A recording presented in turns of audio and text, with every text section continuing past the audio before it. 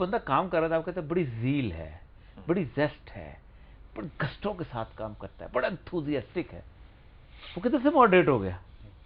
یہ تو دنیا میں جتنا کام ہوا ہے یہ تو پاگل پن میں ہوا ہے، جنون سے ہوا ہے. اور کسی بھی جنون کا اب مطلب مجھے آج تک یہ سمجھ نہیں آئی کہ یہ جو لفظ نکل آئے ہیں ماڈریشن اور یہ سیکھو اور وہ سیکھو، میں ڈیفائن کرنا چاہتا ہوں کہ کہاں ماڈریشن کے. اور یہ ایک جو بڑا المیہ یہ ہے کہ جب تہذیبیں زوال پر ہوتی ہیں جی جی تو اس وقت ان تہذیبوں کی جو اصطلاحیں ہیں وہ بھی ڈومیننٹ سویلائزیشن سے آتی ہیں. یہ جو اصطلاحیں ہمارے معاشرے میں استعمال ہو رہی ہیں نہ تو ہم نے ایجاد کی ہیں، نہ ان کی تشریح میں ہمارا کوئی دخل ہے. بالکل ٹھیک.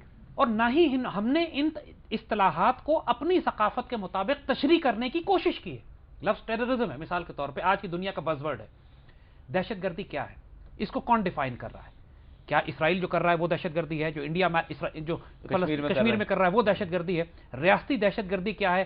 تنظیمی دہشت گردی کیا ہے؟ 1.5 مہینے میں 10 لاکھ بندے مر جاتے ہیں. ہیروشیما اور ناگاساکی پہ ایٹم بم گرتے ہیں، کیا وہ دہشت گردی ہے؟ انڈیویجول ایکٹ کو کہ ایک شخص نکلتا ہے کچھ چند لوگوں کو مارتا ہے، خودکشی کرتا ہے، اگر وہ مغرب کے خلاف ہے تو اس کو دہشت گردی کہا گیا. ورنہ اگر مغرب کی قومیں وہ وحشی اور درندے جن کا چہرہ روشن اور اندرون تاریک تر جسے اقبال فرماتے ہیں وہ لاکھوں قتل کر دیں. کلٹ جو تھے جو خودکشیاں کرواتے تھے پورے یورپ اس کو کسی دہشت گردی میں جو زائنسٹ کا کلب ہے، جو زائنسٹ آئیڈیالوجی اور فکر اور سوچ ہے. تو بات ہم یہی کر رہے ہیں آپ سے کہ یہ جو اصطلاحوں کی ایک طوفان برپا کر دیا گیا جس کے اندر کنفیوژن پھیلا دی گئی ہے، نہ یہ اصطلاحیں ہماری ہیں، نہ ہی ہم نے ان کی تشریح کی ہے، اور نہ ہی ہم ان کی اصطلاحوں کی اپنی ثقافت کے مطابق تشریح کرنا چاہتے ہیں.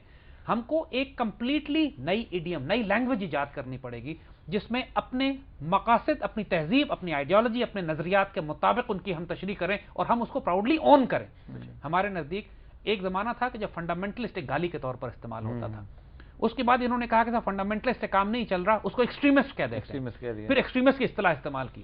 اور بات وہ یہی ہے کہ جو شخص اپنے دین کے نظریات پہ، قرآن پہ، سنت پہ، عقائد پہ، ایک انگریز نے ہم سے پوچھا کہ تم مسلمان ہو، میں نے کہا الحمدللہ. کہتا فنڈامنٹلسٹ ہو، میں نے کہا پتہ نہیں. اس زمانے میں فنڈامنٹلسٹ ایک دہشت گردی کے معنی میں استعمال ہوتا تھا. فنڈوز بڑا ایک لفظ استعمال. کہتے تم شراب پیتے ہو، ہم نے کہا نہیں. کہتے اس کا مطلب ہے you are not a fundamentalist. تو شراب پینا کا مطلب ہے کہ وہ الکوہولسٹ ہو جائے تو پھر آپ نہیں رہیں گے. وہ تو ان کے نزدیک ایک ماڈریشن کی اصطلاح یہ ہے کہ شراب پیتا ہو، بدکاری کرتا ہو، ہر قسم کے تمام ناپاک پلیت اعمال کرے، لیکن پھر اپنے آپ کو مسلمان کہے تو اس کا مطلب ہے وہ ماڈریٹ مسلمان ہے. اگر وہ دین کے حلال اور حرام کی تمیز پہ پورا اتر رہا ہے تو اس کا مطلب ہے فنڈامنٹلسٹ ہو چکا ہے. اور پھر اگر وہ اس کے بعد اپنے حقوق کے لیے تلوار اٹھاتا ہے تو پھر یہ دہشت گرد اور ٹیررسٹ اور ایکسٹریمسٹ بن جاتا ہے.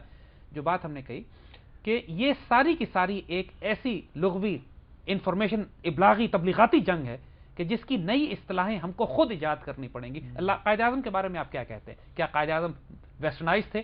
Was he modern? Was he extremist? Quaid Azam کے بارے میں ایک شخص نے، انگریز مفکر نے کہا ہے کہ he was a sword of Islam in a secular scabbard, یعنی ایک سیکولر نیام میں وہ اسلام کی تلوار تھے. جو ڈیفینیشن ایک مرد مومن. اب یہ بھی سمجھ دیکھیں کمال کی بات یہ ہے کہ ایک بندہ ایک مذہب کی بنیاد پہ حکومت حاصل کرتا ہے، علاقہ حاصل کرتا ہے، مذہب کے نام پہ، اللہ کے نام پہ، صرف کپڑے پہننے سے سیکولر ہو جائے گا؟ یہی بات ہمارے صرف اگر کپڑے پہننے سے سیکولر ہو جاتا ہے بندہ، تو اگر کیا آج فرانس میں جیسے ہے کہ فرانس میں سارے کے سارے لوگ اگر مسلمان ہو جائیں اور وہی پینٹ قمیض پہنے ہو تو سارے کے سارے سیکولر ہو جائیں گے مسلمان؟ جو قائد اعظم اور علامہ اقبال کی مثال ہماری جدید دنیا کے لحاظ سے بڑی خوبصورت ہے کہ علامہ اقبال سے بڑا جدید ترین مسلمان، ان سے بڑا فنڈامنٹلسٹ مسلمان کوئی نہیں تھا. لیکن ایٹ دا سیم ٹائم ہی واز ناٹ ویسٹرنائزڈ، وہ مغرب زدہ نہیں تھے، اور نہ ہی دوسری طرف وہ دہشت گرد تھے. اس امت کا المیہ جو آج کل ہمارے دور میں اور یہ سب ہو چکا ہے وہ یہ کہ یہ امت دو ایکسٹریمزم کے درمیان پھنس گئی ہے، لبرل ایکسٹریمسٹ اور دوسری طرف ریلیجس ایکسٹریمسٹ. ماڈریشن اعتدال ختم ہو گیا. یعنی اور جو ریلیجس ایکسٹریمسٹ ہیں ان کو ضرورت ہے لبرل ایکسٹریمسٹ کی اپنی جسٹیفیکیشن کے لیے، اور اسی طرح ریلیجس ایکسٹریمسٹ کی ضرورت ہے مغربی ایکسٹریمسٹ کو مسلمانوں کو ہوا بنانے کے لیے. جو اعتدال پسند، جو صحیح معنوں میں معتدل مسلمان ہیں حضور کی سنت کے مطابق، وہ ان دو چکی کے پارٹوں میں پس کے رہ گئے. اب جی غور کیجئے کہ 9/11 کے بعد آپ کو یہ ساری اصطلاحیں ملی ہیں. اس سے پہلے اگر آپ دیکھیں تو اصطلاحیں بالکل ڈفرینٹ ہیں. بس مثال کے طور پہ اگر آپ آج سے 15 سال پرانی امریکن ویبسٹر ڈکشنری دیکھیں تو اس میں ہیومن کے اندر وومن کا نام نہیں ہے, چیئر وومن کا نام نہیں ہے. یہ اصطلاحیں وقت کے ساتھ جینڈر بائس کے ساتھ ڈیولپ ہوئی ہیں. میں یہ سمجھتا ہوں, اور آئی ڈونٹ نو کہ یہ بات کس کا حد تک اوفینسو لگے, جب آپ یہ ڈکلیئر کرتے ہیں کہ میں ایک خدا میں مانتا ہوں تو یہ بنیادی طور پہ ایک ایکسٹریم ہے. اگر آپ اس دنیا میں ہیں جہاں پہ خدا کو لوگ نہیں مانتے, لیکن اعتدال یہ ہے کہ آپ اس ایکسٹریم خیال کے ساتھ جس کلچر میں انٹری لیتے ہیں اس کو سنت کے حوالے سے اگر آپ غور کریں تو اس معاشرے میں پہاڑی پہ کھڑے ہو کے یہ کہنا کہ خدا ایک ہے اور اس کو فالو کرو, یہ اس وقت کی ایکسٹریمزم ہے. لیکن اس سے پہلے جو کریکٹر کا بلڈ اپ کیا ہوا ہے, ہم اس کریکٹر کو بنیادی طور پہ ایلیمنیٹ کر دیتے ہیں. ایک چیز جو کہ ہمیں بہت بڑی وراثت میں ملی ہے جو ویسٹ کے پاس سب نہیں ہے, دیٹ از کریکٹر. مینرزم کے اوپر سارا ویسٹ کھڑا ہوا ہے, ہم کریکٹر کے اوپر کھڑے ہوئے ہیں. اب غور کیجئے, جیسے اور یہ نے کہا کہ لباس سے آپ نہیں ہوتے, بالکل نہیں ہوتے, لیکن غور کیجئے کہ مسلمان کا لباس بھی کتنا فنڈامنٹلسٹ اور خوف زدہ ہو گیا کہ ملک جو ہے لباسوں کو بین کرنے کے اوپر مجبور ہو رہے ہیں اس وقت. اچھا, وہ بنیادی طور پر اس پہ بہت بڑی ایک اسٹڈی ہے کہ وہ بنیادی طور پر جو حجاب بنیادی طور پر جو ہے نا, جس کے وہ ایک کاروباری سا بڑا کمال سا کھیل ہے. ورنہ ویل جو ہے اس کے 60 سے 65 کے قریب ہر سال نمائشیں ہوتی ہیں. بنیادی طور پر جو عورت جس وقت وہ حجاب پہنتی ہے نا, آپ سے دیکھیں کون سی انڈسٹری پہ لات مارتی ہے. بال کرل کرنے والی انڈسٹری ہے, اس کا رنگ کرنے والی انڈسٹری ہے, اس کو تھریڈنگ کرنے والی انڈسٹری ہے. اچھا, پاؤں کے ناخن سے لے کے سر کے بالوں تک عورت کا کوئی مقام ایسا نہیں جسے بازار میں لا کے کھڑا نہ کیا.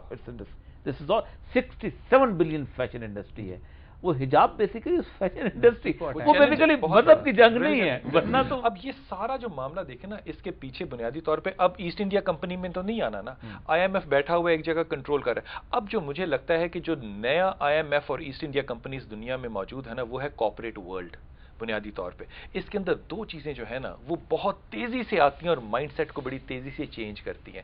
ایک اس کے اندر جو ٹیکنالوجی ہے وہ اتنی جلدی چینج ہو رہی ہے کہ بنیادی طور پہ ایک آدمی جو کہ کم پڑھا لکھا ہے وہ بھی ترقی بہت تیزی سے کر سکتا ہے. آج سے 20 سال پہلے کوئی نہیں سوچ سکتا تھا کہ 25-30 سال کا جو انسان ہے وہ کسی کمپنی کا CEO ہو سکتا ہے. آج ہو سکتا ہے. پھر اس کے اندر جو پیسے کا جو ریشو بہت زیادہ انڈکٹ پیسے کا ایک دم بہت زیادہ آ گیا. یہ دونوں چیزیں آپ کو بہت ارلی ایج میں انڈیپینڈنس دے دیتی ہیں.